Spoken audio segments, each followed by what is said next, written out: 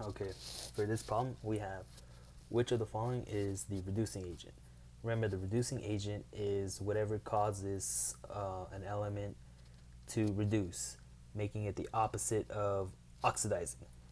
So here we have 3Cu2 plus 2Al makes 3 copper and 2Al3 plus.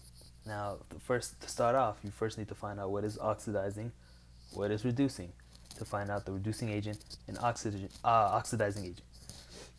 Now, to find out what is reducing and what is oxidizing, you look at the charges. And remember the acronym Leo-Szöger. Lost electrons, oxidize. Gain electrons, reduce. Leo-Szöger, or oil rate, whatever comes to your mind. Now, I already have it solved out here, but let's go by it step by step. So, Cu, its charge is a +2, and it went to a 0 right here. There's no charge right here. It's an element all by itself. It's in its elemental state. And if an element is in its elemental state, it has a 0 charge. So it went from a +2 to 0. It went back on the number line. If it went back on the number line, it gained electrons. It went more negative. Electrons has a negative charge.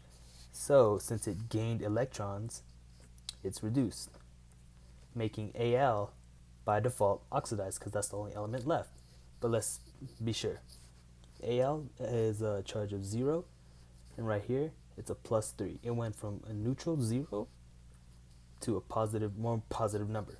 So it went forward on the number line, and since it went forward, it lost electrons because it lost those negative values.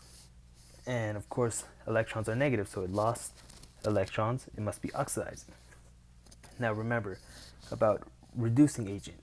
It's the opposite of oxidizing because it causes something to reduce.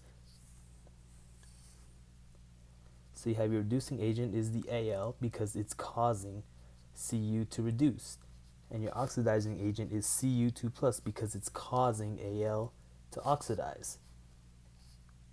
And that's your final answer. Your reducing agent is aluminum.